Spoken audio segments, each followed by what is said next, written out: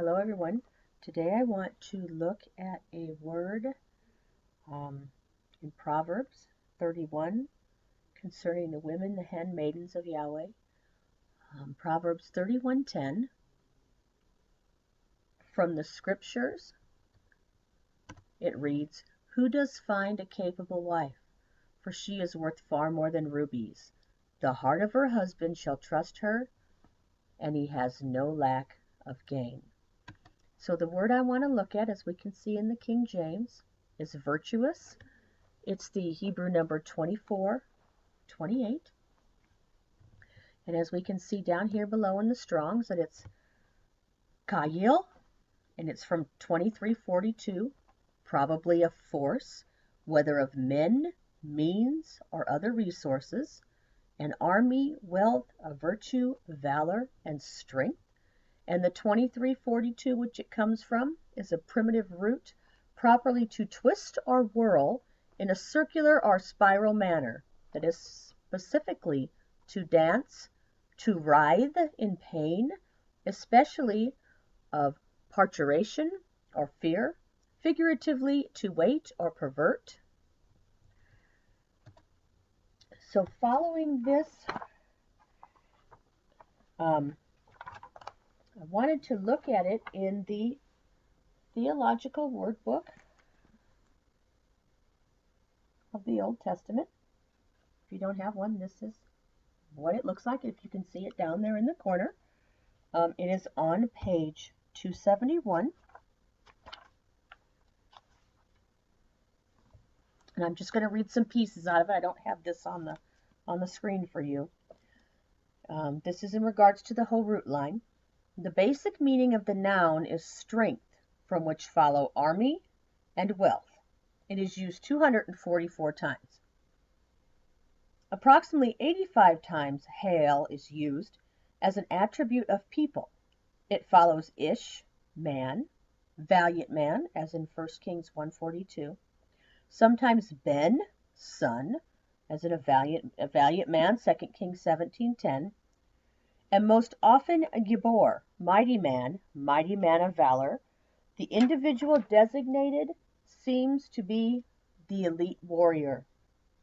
When the term is used of a woman, Ruth 3:11, Proverbs 12:4, and 31:10, it is translated virtuous. In some translations we see it as worthy or good, but it may well be that a woman of this caliber had all the attributes of her male counterpart. Hayel follows Asa, do or make, in an idiom translated do worthily in Ruth 4:11. So that's just kind of some extra information from the Theological Word Book.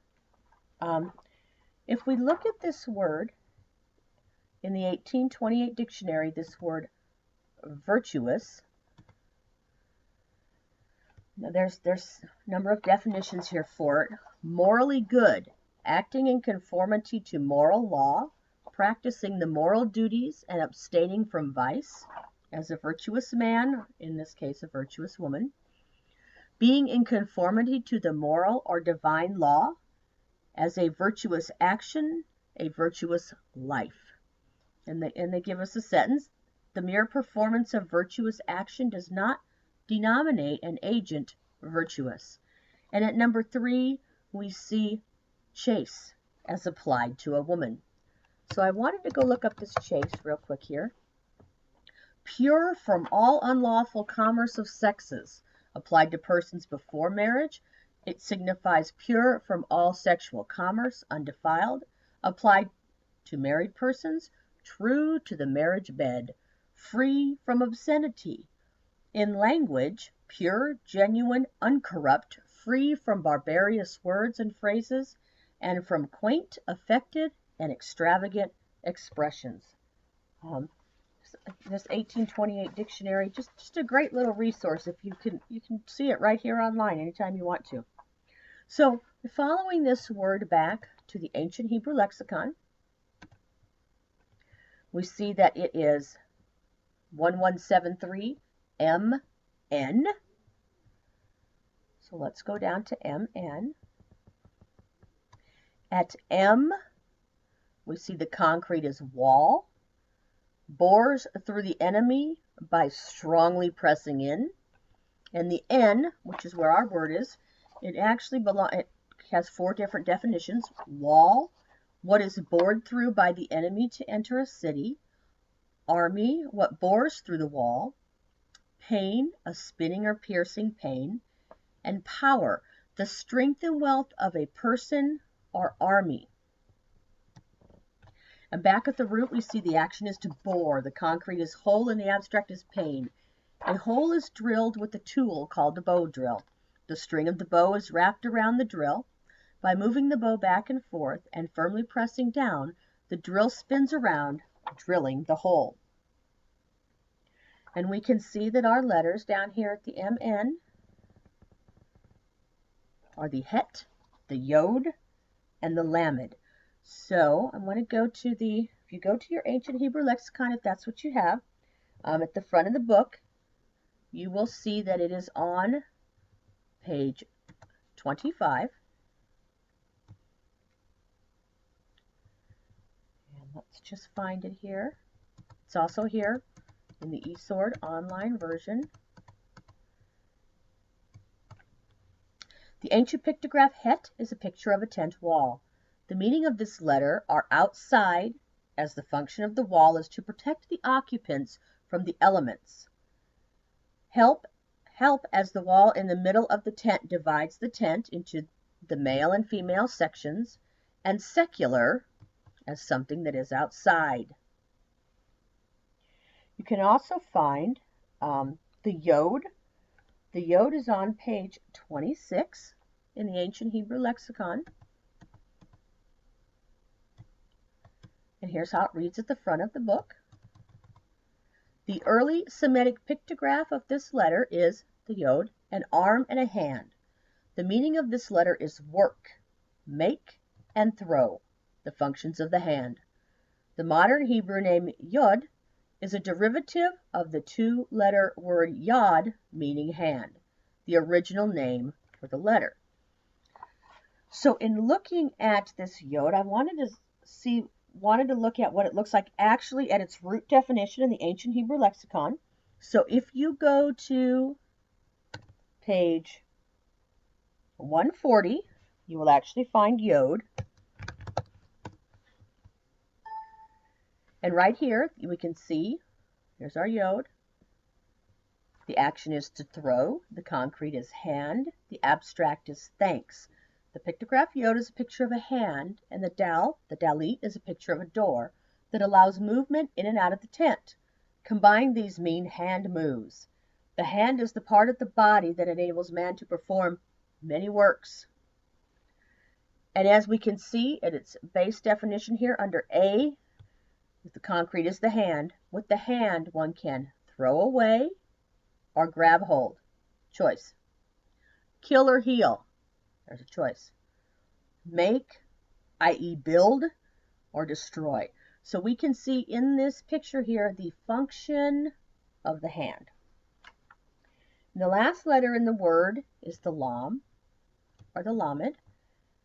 And it's in the front of the ancient Hebrew lexicon at page 27. We'll look at it here. You can see it again in the eSword version. The early pictograph Lam or Lamed, a shepherd's staff. The shepherd's staff was used to direct sheep by pushing or pulling them. It was also used as a weapon against predators to defend and protect the sheep.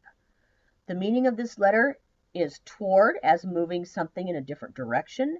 This letter also means authority, as it is a sign of the shepherd, the leader of the flock. It also means a yoke, a staff on the shoulders, as well as tie or bind from the yoke that is bound to the animal. And when we look on our ancient Hebrew charts, we can see right here, we see the Lamed, and it is the staff, meaning lead, teach, yoke, forward, tongue, or control.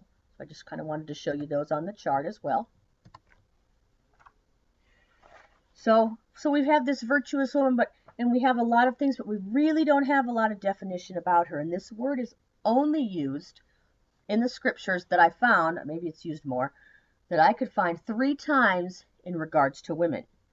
So one of the times we see is at Ruth. So let's go to the book of Ruth. And we're going to talk about some different things in Ruth. So even though it's used in Ruth 3:11, we're going to look at some things, various things throughout the book of Ruth. And I have opened the King James here. I use the King James because we get the Strong's numbers with the King James. I prefer to read it in the scriptures, so I may read from the scriptures. You may see the King James on your screen, so there may be a little bit difference there. One thing some of this will have things to do with this study, and some of them I just found them very intriguing and wanted to share them. The one thing I thought was really interesting was that if we read in Ruth, starting at verse 1, Ruth 1:1, and it came to be, in the days when the rulers ruled, there was scarcity of food in the land.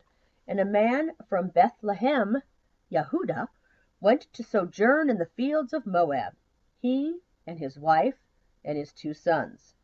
And the name of the man, as we can see, was Elimelech, who is, you can't get it in the ancient Hebrew lexicon, who is El. It's actually El of the king. That's actually Melech. It's actually El king, or El of the king, as they have it in Strong's. And the name of his wife was Naomi. And the names of his 2 sons were Mahlon. And Mahlon actually means sick. And the name of his other son was Kilion. And Kilion actually comes from H3631. And his name means destruction, a pining away or a destruction. And we can see it in the ancient Hebrew lexicon at 1242, which is the bride line, FJ.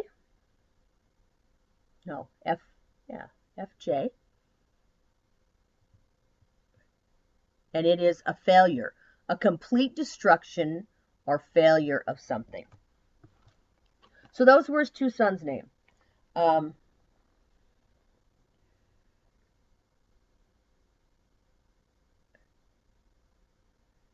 And they took, and we see in verse 4, and they took wives of the women of Moab. The name of the one was Orpah, and the name of the other Ruth.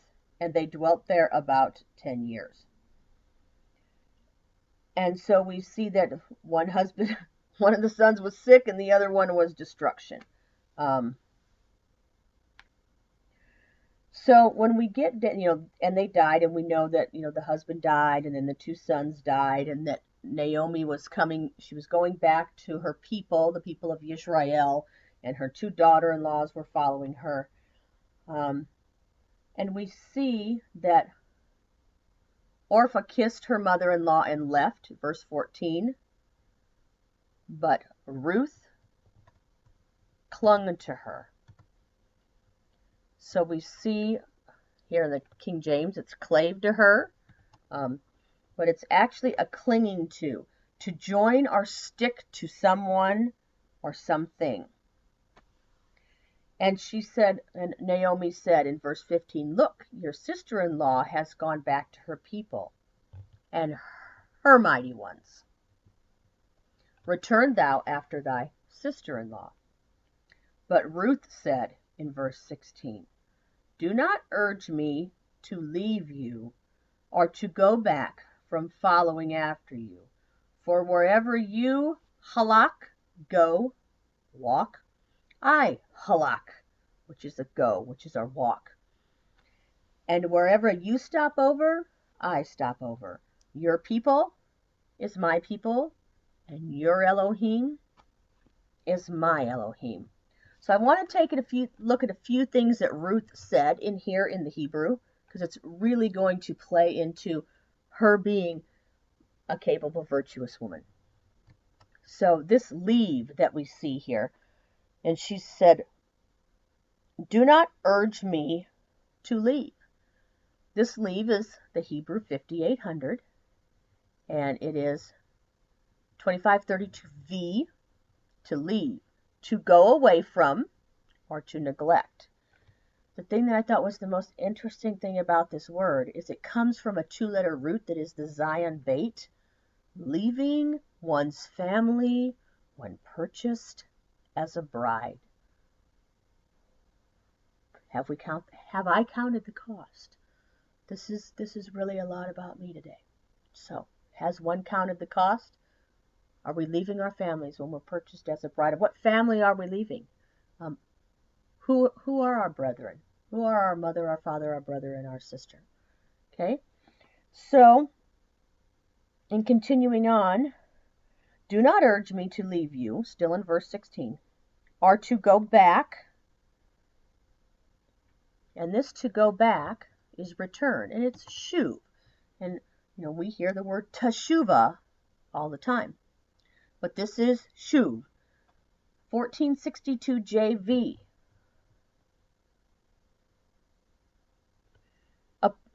And if we go to the JV, return, to turn back. And at the J root, we see a turning back to a previous state or place. So she is begging her, urging her not to make her go back to this previous state. For wherever you halak, I halak. And wherever you stop over, I stop over. Your people, it's a Hebrew H5971. It's a people, a large group of people in one location, those who are near or with each other. Okay, and if we look at that in the Strongs, we will see that it's a people is congregated as a unit, specifically a tribe, as those of Yisrael. Hence, collectively, troops or attendants, figuratively, a flock. Naomi's people, we're going to be her people. And as she ends the verse, and your Elohim is my Elohim. So we can see that was Ruth's desire, was to be with the people of Israel and their Elohim. So as we move down to, the whole book was, I reread it again. I can't tell you how many times I've read this in the last year alone. And every time I read this, there's so much under here, under the people's names and under the things they did, and how they acted, how they worked, how they reacted. I mean, we could spend a long time going through this book, but we're going to our word. We're going to get close to our word over here. We're going to go to Ruth chapter 3.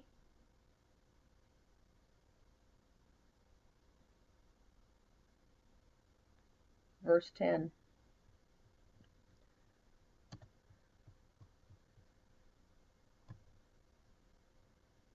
And I just want to point out one thing about Boaz real quick, other than he is of the clan of Yah the king, and he's this redeemer, and this redeemer that he is well, we can look at it. It's in verse 9. In verse 9, we see that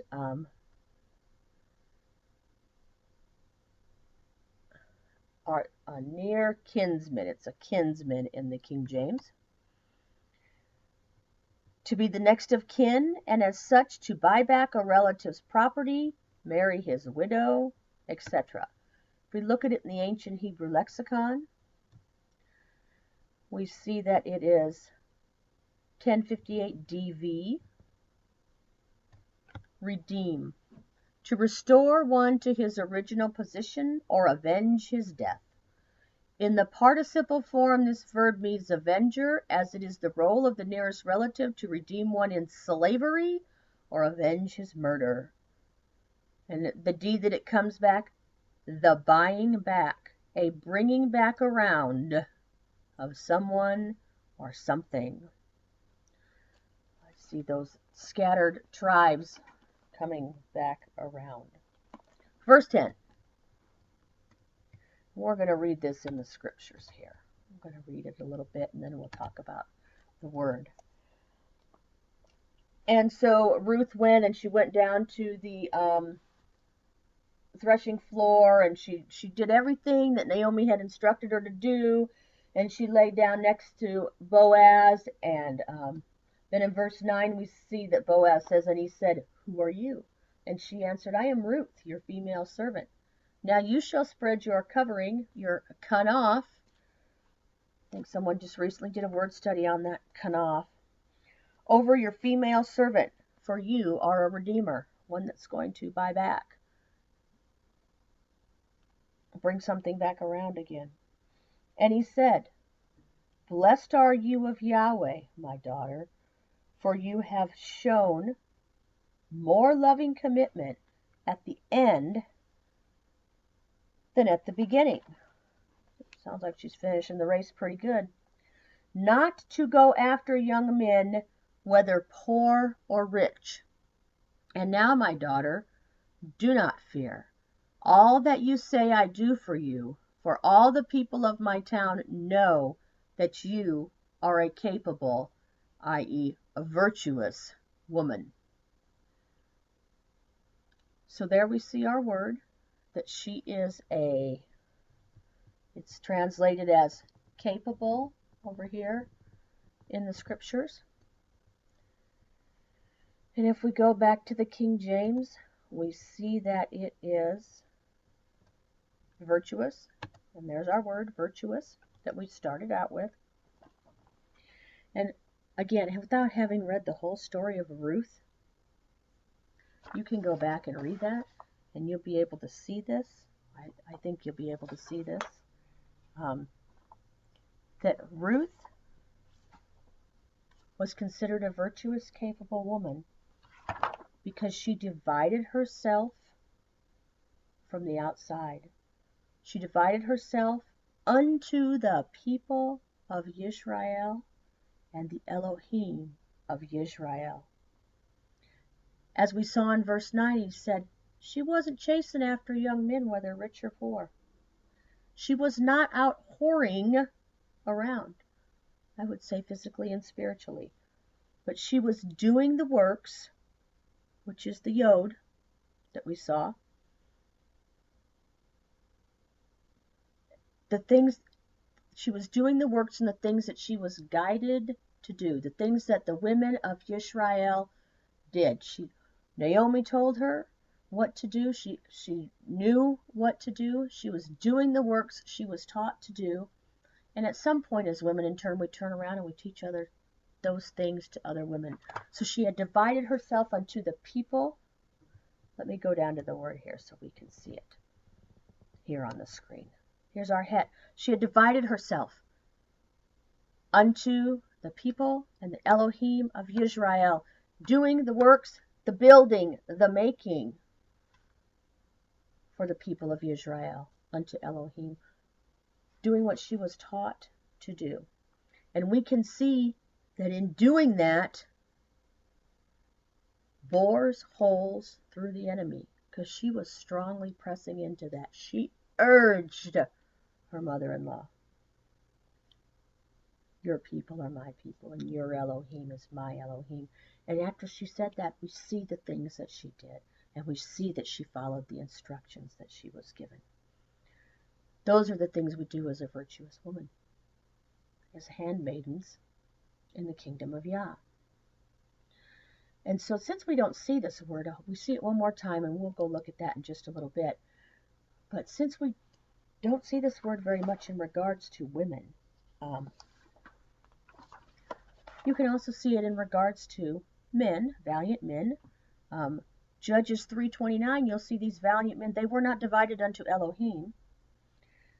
They were divided on the outside, doing the works of some other sediments that they were being taught and goaded to do. And we can also see it in Joshua 10:7, where the men were divided unto the people of Israel. So you can go either way in that respect. So now I want to take a look at a woman that is the opposite of the virtuous woman. And I'm sure she's going to be readily apparent to everyone as soon as we see her name. We're going to go to 1 Kings 16:31.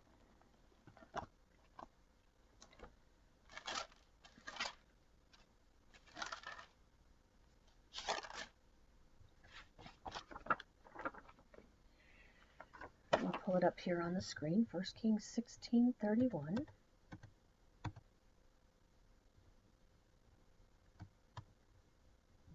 And we'll go ahead and read it out of the scriptures. And we're speaking of Ahab here. And it came to be, as though it had been a light matter for him, Ahab, to walk in the sins of Jeroboam, son of Nebat, that wasn't enough, that he took as wife Jezebel, the daughter of Ethbaal, sovereign of the Zidonians. And he went and served Baal and bowed himself to it.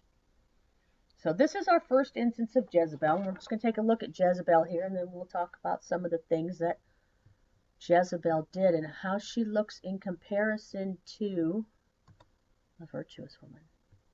So here we have Jezebel. She's the Hebrew number 348. You cannot get her in the ancient Hebrew lexicon because you can't get proper names there. So here we have Jezebel in the Strongs from H336 and H2083. Now it does say chaste here, but this word right here, 336, actually means not. So she is probably identical to 335 through the idea of query, also means not. If you followed this 335 down to where it comes out at, you find it means a where or a whence or a how. So she's not chaste. How is she chaste? When is she chaste? If you follow that all the way down. I'm looking at the other half of Jezebel's name. Back to the H348, we see it comes from H2083. It's the same as H2074, which is a dwelling. Zebul was an Israelite. So if we look at this H2083, let's look at it over here.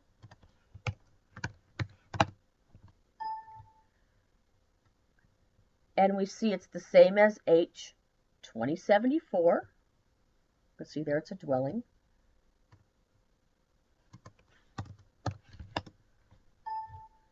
A habitation, and it comes from H2082, which properly to enclose, that is to reside. But when we look at it in the Theological Word Book, again, of the Old Testament, I'll go back and pull her up. And I didn't write down the page, so it's going to take me a minute to find it here.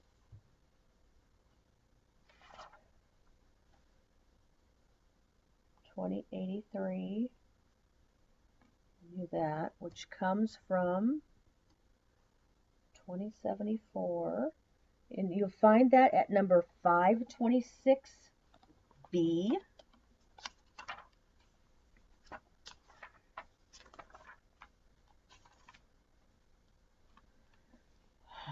All right, we see Zebul.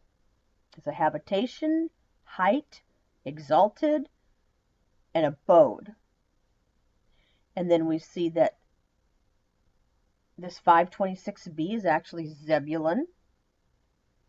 And it may mean honor. is what it comes down to. So she is not chaste.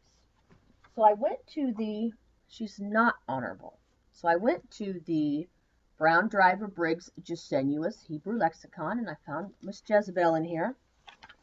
And it says, in certain CIS, there occurs the noun proper feminine, Baal exalts, or is husband to which Jezebel is conjectured by D.H. Mueller to be an intentional alteration made for the purpose of avoiding the name Baal.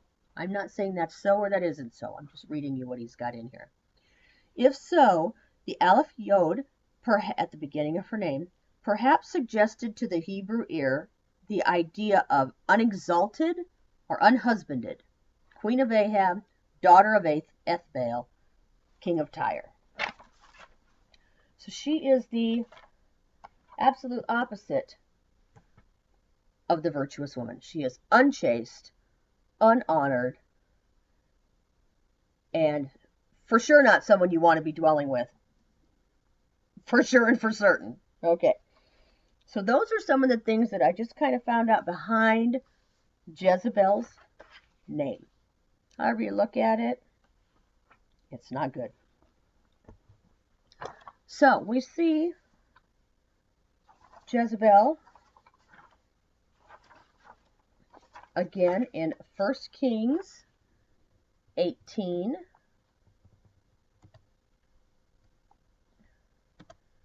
We're just going to read some of these verses that pertain to Jezebel. Oh, I could read the whole account. It'd be just fine with me. But we're just going to read some of these verses and get an idea of what's going on. It came to be, 1 Kings 18:4. And it came to be, while Jezebel cut down the prophets of Yahweh, that Obadiah had taken 100 prophets and hidden them, 50 to a cave, and had fed them with bread and water.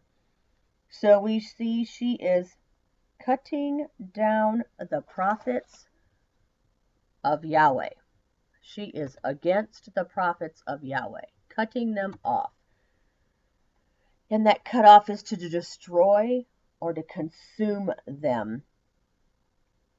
Some instances it can mean to covenant, that is, make an alliance or a bargain with them as well. And we can see what other part of this covenant thing is going on here.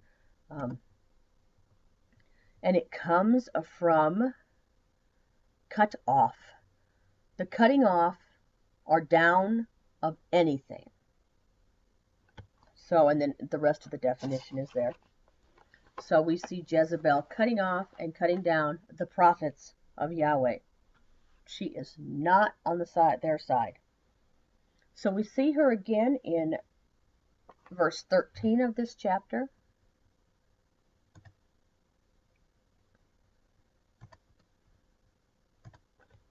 Was it not reported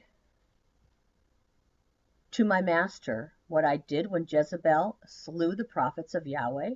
How I hid 100 men of the prophets of Yahweh, 50 to a cave, and fed them with bread and water. So again we see that she had slain the prophets. And verse 19. And now send and gather all Yisrael unto me at Mount Carmel, the 450 prophets of Baal, and the 400 prophets of Asherah, who eat at Jezebel's table. She is not eating at the table of Yahweh. You cannot eat at both tables. It is not possible. And one thing I found that was very interesting about this, where they went, is this Mount Carmel. It's Hebrew 3760. The name of a hill and of a town in Palestine. You can see we get Carmel, fruit, plentiful field, but if you see what it came from, it comes from 3759. A planted field, garden, orchard, vineyard, or park. By implication, garden produce. So I just thought it was interesting that they were going to gather at Mount Carmel, which has to do with produce. So we see Jezebel again at 1 Kings 19, verses 1 and 2.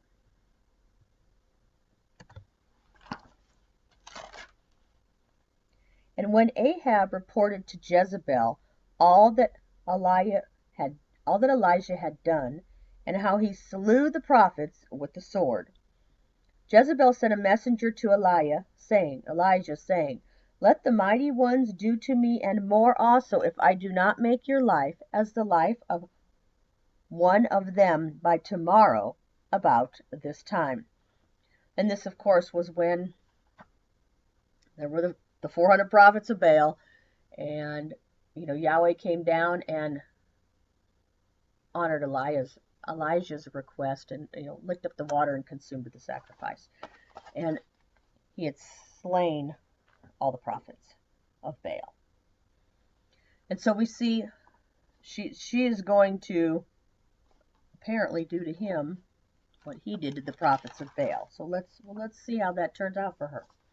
So if we go to 1 Kings chapter 21.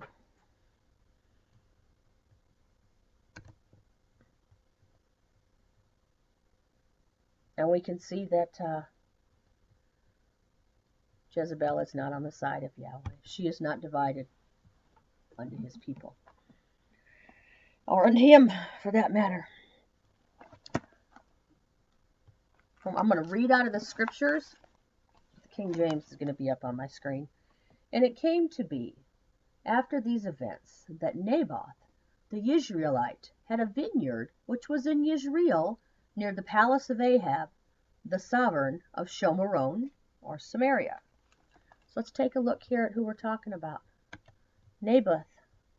Naboth is an Israelite, and actually means fruit. And it comes from 5011, the same as 5108.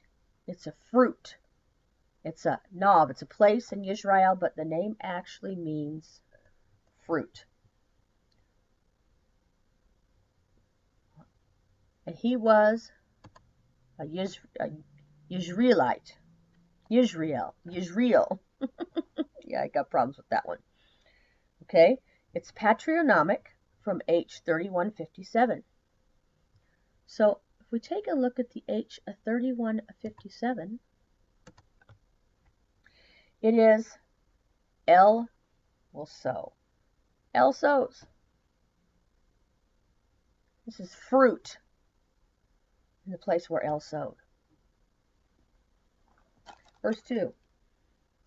And Ahab spoke to Naboth, saying, Give me your vineyard, and it shall be a vegetable garden for me, since it, can you tell by that tone I like vegetables? Since it adjoins my house, and let me give you a better vineyard for it. If it is good in your eyes, let me give you its worth in silver. And Naboth said to Ahab, Far be it from me by Yahweh, that I should give the inheritance of my fathers to you. The fruit of the place where El sowed. So, he's not giving that to him. And Ahab went into his house, embittered and displeased, because the word of which Naboth the Jezreelite had spoken to him when he said, I do not give you the inheritance of my fathers. And he laid down in his bed, and turned away his face, and did not eat food. And Jezebel, the non-chaste, unhonored wife, came to him and said to him, Why is your spirit so embittered that you are not eating food? And he said to her, Because I spoke to Naboth the Jezreelite, and said to him, Give me your vineyard for silver, or if you prefer, I give you another vineyard for it. But he answered, I do not give you my vineyard. I find it very interesting that Naboth could not be purchased. He could not be bought. The inheritance of his fathers was not up for sale. So Jezebel, oh, I wrote down busybody here. She must be a busybody or something in this verse. So Jezebel, his wife, said to him, "Do you now rule over Yisrael? Rise up, eat food, and let your heart be glad. Let me give you the vineyard of Naboth, the Jezreelite. I'm going to get that right." Then she wrote letters to Ahab's name, and sealed them with his seal, and sent the letters to the elders and the nobles who were dwelling in the city with Naboth. And she wrote in the letters, saying, "Proclaim a fast, and seat Naboth at the head of the people. And seat 2 men, sons of Belial, before him to bear witness against him, saying, You have blasphemed Elohim the sovereign. Then you shall take him out and stone him to death." So down here in verse 10, looking at who she sent. And set 2 men, sons of Belial. These sons of Belial come from H1097 and H3276. They are without profit. They are worthless. They are destruction. And they represent wickedness. The 1097, see where that goes in the ancient Hebrew lexicon. From 1086, properly failure, nothing, destruction, without, not yet, because not.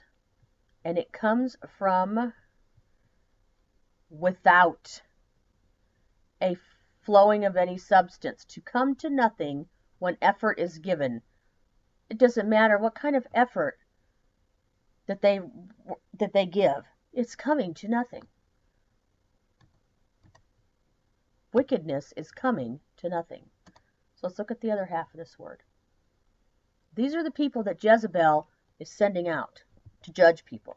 Okay? It's H3376. I'll go look it up.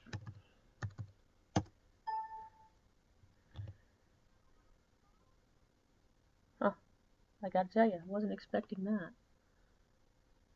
Because that's the wrong word. It'd be H3276. Let's try that. Ya'al. A primitive root, to ascend, to be valuable. So they are not valuable. There is no value to the sons of Belial. And, this Belial, I was reading online that in Christian and Jewish literature is where it came to be associated as the devil. But you don't see that in the Hebrew so far as I can see, because even Eli's sons were known as sons of Belial. So they are worthless. So those are the kind of people you will find Jezebel. Well, she'll be having the prophets of Baal at her table, and she'll be having the sons of Belial doing her judging for her, at least her accusing. Reminds me of the 2 witnesses they sent against Yeshua to come and lie before the council and witness against him. All right. And the men of his city, the elders, were verse 11, and nobles, who were inhabitants of his city, did as Jezebel had sent them. They did it. They did as Jezebel had sent them to do, as it was written in the letters which he had sent to them. They proclaimed a fast and seated Naboth at the head of the people. And the men, sons of Belial, came in and sat before him. And the men of Belial witnessed against him, against Naboth, in the presence of the people, saying, Naboth has blasphemed Elohim and the sovereign. So they took him outside the city and stoned him with stones, and he died. And they sent to Jezebel, saying, Naboth has been stoned and is dead. And it came to be, when Jezebel heard that Naboth had been stoned and was dead, that Jezebel said to Ahab, Arise, take possession of the vineyard of Naboth, the fruits that are in the place where El sows, the Jezreelite, which he refused to give to you for silver, couldn't be bought, for Naboth is not alive, but is dead. If you are preaching the word of Elohim and you cannot be bought, you might want to watch your back. And it came to be when Ahab heard that Naboth was dead, that Ahab rose to go down to take possession of the vineyard of Naboth, the Jezreelite. And the word of Yahweh came to Elijah the Tishbite, saying, what I got written there? Rise up, go down to meet Ahab, sovereign of Israel, who lives in Shomeron. See, he is in the vineyard of Naboth, where he has gone down to take possession of it. So I'm going to stop here at verse 18. And I found these, there's 14 in this series of books, but I only got a couple. It just so happens I have Kings. And this is it. It's the Soncino books of the Bible. And it's got some commentary down here. And I wanted to read you what it says about verse 18. Who dwelleth in Samaria.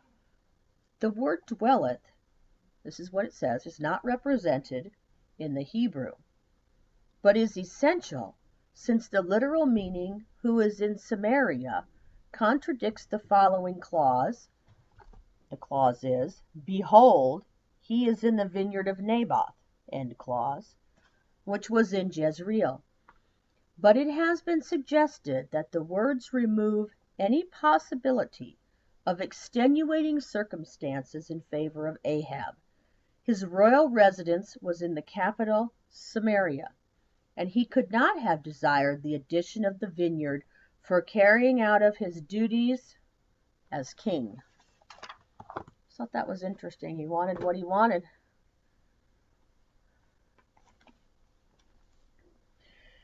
Verse 19, and you shall speak to him, saying, Thus said Yahweh, have you murdered and also taken possession?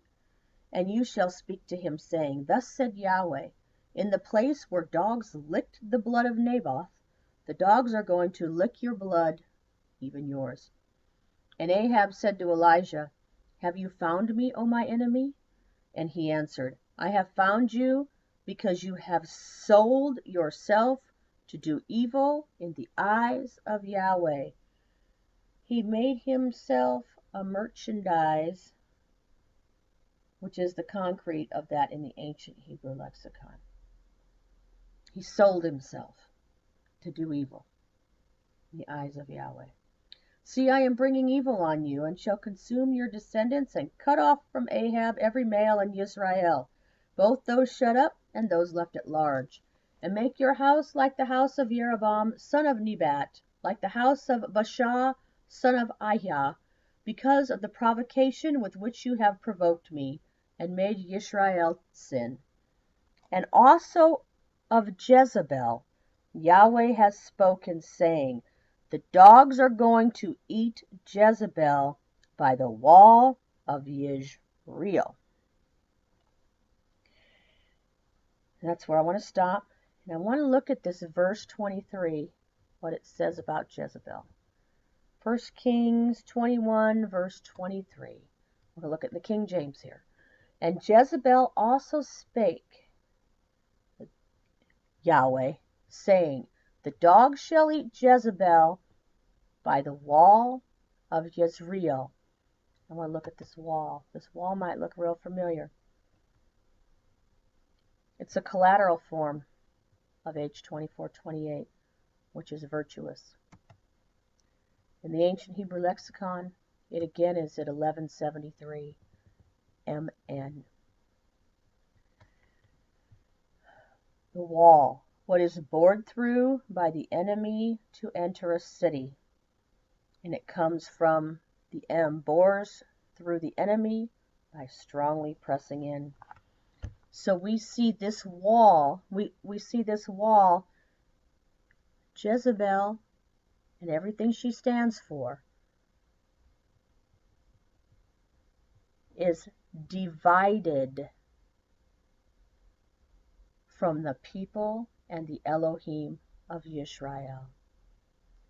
She is doing the works, destroying the fruit of Israel, or she's attempting to. Either way, she's doing some of both. For sure, she's destroying some of it. By being guided in the same things probably from where her father, Baal, who means near Baal. That's what she's being guided by. And she in turn is guiding others, sons of Belial, prodding them to do her bidding. And so we see that she was killed outside of this wall. And that's what this wall represents. She is divided onto the other side. And so we see that virtuous woman is the exact opposite.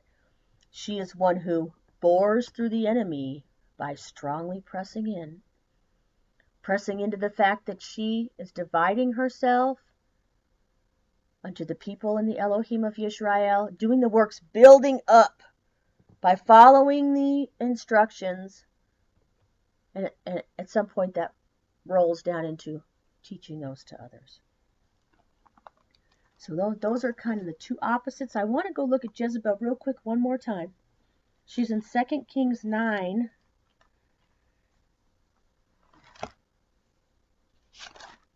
Let's just go see how it ended up for her. I don't need to say, let's see if what Yahweh said was going to happen, but let's just go look at it. 2 Kings 9. I want to look at verses 32 through 37. Just scroll down to that. Okay, and this is speaking of Jehu speaking here. And he lifted up his face to the window and said, Who is with me? Who? And 3 eunuchs looked down to him. And he said, Throw her down, speaking of Jezebel. And they threw her down, and some of her blood spattered on the wall and on the horses, and he trampled her underfoot. I want you to know that this is a different word for wall, but it means the place of the city where the elders meet. And that is just an amazing picture of being outside the wall and a place where the elders are meeting and who you're divided unto. It's just an amazing picture. And he went in and he ate and drank and said, Go now, see to this cursed one and bury her, for she was the sovereign's daughter. So they went to bury her, but all they found of her was the skull and the feet and the palms of her hands. And they came back and informed him, and he said, This is the word of Yahweh, which he spoke by his servant Elijah, the Tishbite, saying, In the portion of Jezreel, dogs are going to eat the flesh of Jezebel. And the corpse of Jezebel shall be as dung on the surface of the field in the portion of Jezreel, so that they do not say, This is Jezebel. So I want to go back, and so we can see how it ends for Jezebel. And back in this the Sanchino books of the Bible, I'll read you this little bit that they have to say about this scenario. In verse 34, it said, A king's daughter. Her father was Ethbaal, king of the Zidonians. From respect for her regal lineage, if not in her own right, she should be given an honorable burial. I don't know if I agree with that, but the rest of the body had been devoured by the dogs as dung, i.e. unburied. This happened despite Jehu's wishes to bury her body. They shall not say, This is Jezebel, because the remnants of her mutilated body would be unrecognizable. And so it was for Jezebel. We'll take a look at Jezebel in one last place. Apparently I didn't write it down, so we're really going to wing this one.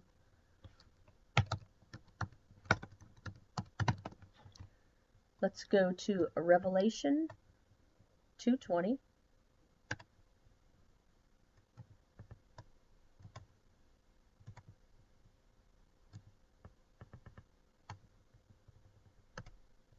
And we're going to read it in the scriptures.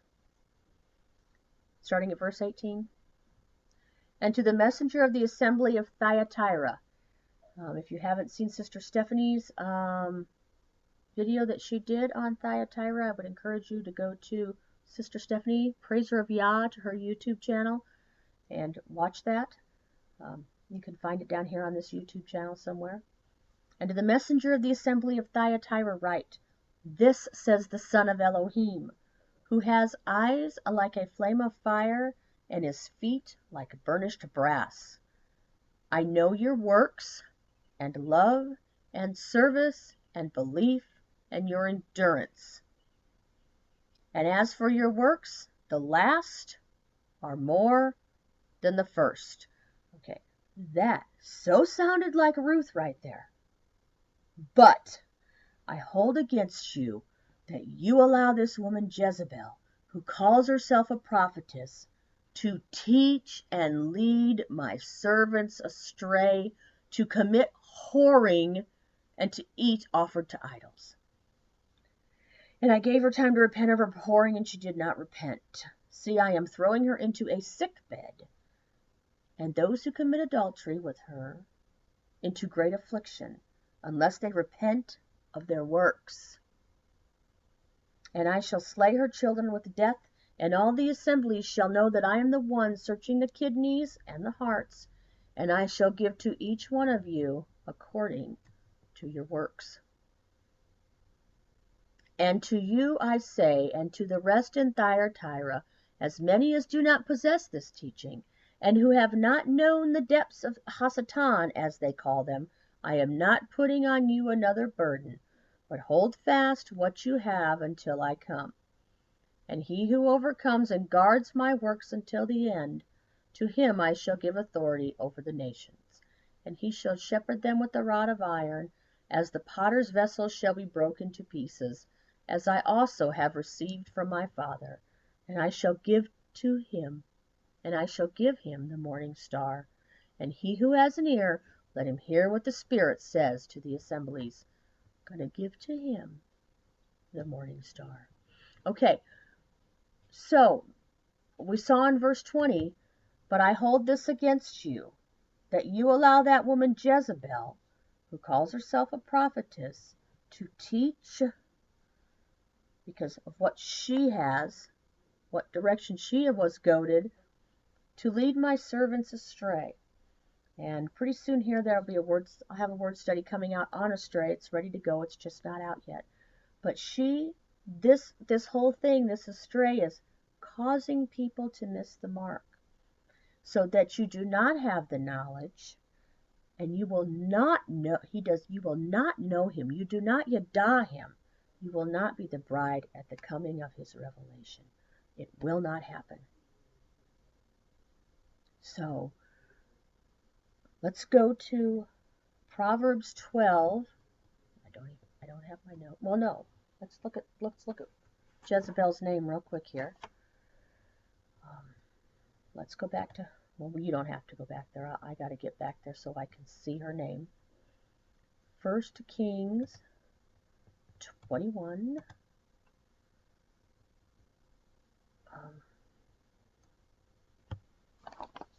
That's the wrong piece of paper.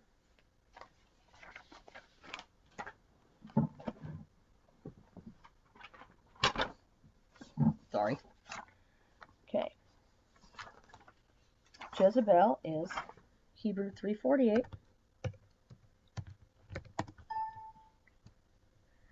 And so we can see by looking at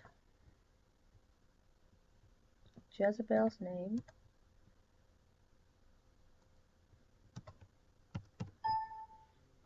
found her. Well, maybe I don't want to. Looking at Jezebel's name, we can see that we have the Aleph, the Yod, the Zion, the Beit, and the Lamed. And knowing what we just read in Revelation 2, verse 20.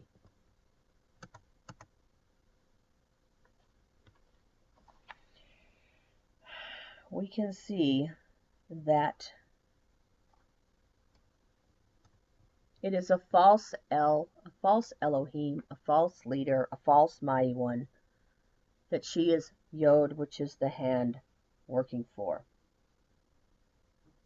She is serving him to sow Zion into the house false teachings, because she herself is under the same thing. So that is what Jezebel is doing. That is who she is. That is what she's about. She's all over the place today. I mean,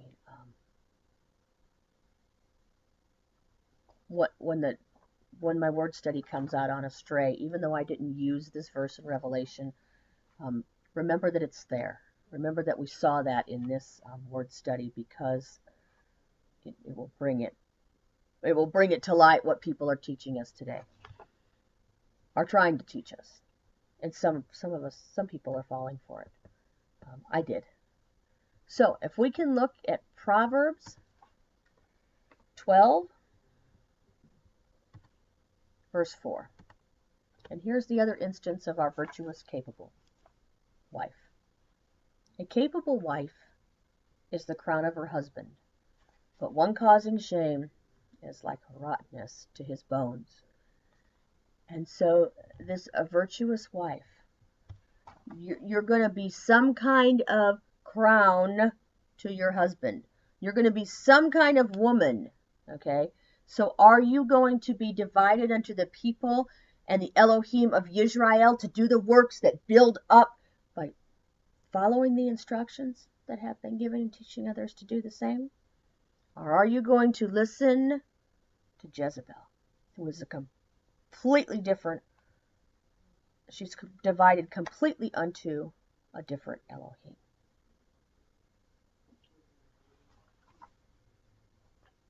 Now back to Proverbs 31, where we started out, verse 10. I'm going to read it out of the King James. Who can find a virtuous woman? For her price is far above rubies. The heart, the authority that's inside of her husband, doth safely trust in her, so that he shall have no need of spoil. So he can safely trust in her. Comes from the ancient Hebrew lexicon 2013v. Means to cling. The action is cling, the abstract is security.